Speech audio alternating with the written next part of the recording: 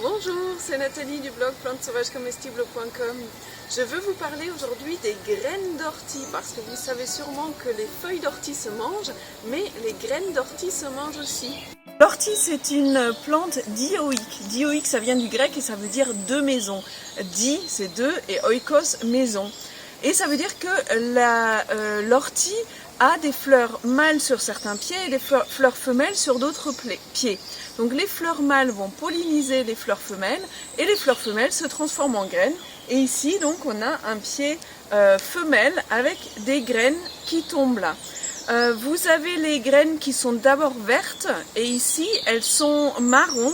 Et dès que je les touche, elles tombent. D'ailleurs, sur cette partie de la plante, les graines sont déjà tombées. Et là, c'est un super moment pour cueillir les graines d'ortie. Donc, je vais les couper à l'endroit où je vois que les graines tiennent encore. Et cette partie, on peut tout simplement la mettre dans un sachet et frotter un peu et les graines vont tomber au fond du sac et comme ça on peut les récupérer. Et pourquoi c'est bien de récupérer les graines d'ortie? C'est parce qu'elles sont très très riches en nutriments. On peut l'appeler un super aliment, comme on appelle les super aliments aussi les graines de goji, la spiruline, etc. Et ça, c'est un super aliment qu'on a tous devant notre porte. C'est très riche en minéraux, en vitamines, notamment vitamine A, vitamine C, vitamine E qui est antioxydante. C'est très riche en protéines, autour de 30% de protéines.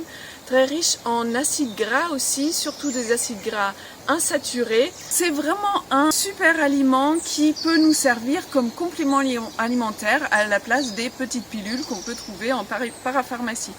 Donc on peut récolter aussi bien les graines quand elles sont encore vertes et pas tout à fait mûres, que les graines mûres comme ici qui tombent comme ça. Alors pour le côté pratique, quand elles sont vraiment mûres, il faut tout de suite les mettre dans un sachet parce que si vous les mettez dans un panier par exemple, ça va tout de suite tomber à travers les trous du panier.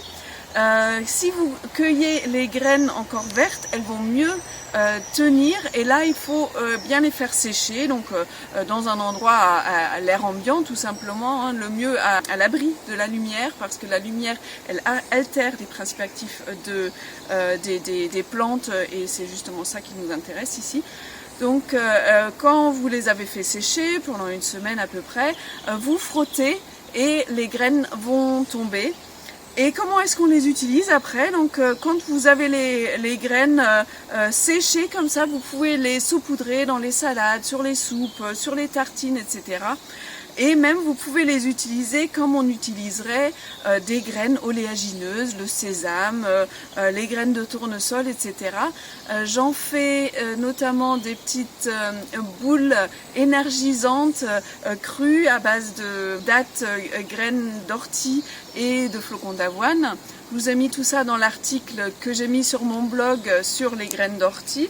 Donc avec la recette de ces boules énergisantes et vous pouvez en faire du sel par exemple, moudre les petites graines et les mélanger avec du sel et saupoudrer sur vos plats ou les intégrer dans un pesto et on peut donc utiliser les graines séchées et bien sûr on peut les utiliser fraîches aussi comme là je viens tout juste de les récolter et même si vous avez les graines encore vertes vous pouvez les utiliser directement vertes. Alors le goût va pas tout à fait être le même, les graines vertes vont avoir un goût un peu plus vert, un peu plus frais, plus de chlorophylle, un peu comme des épinards frais.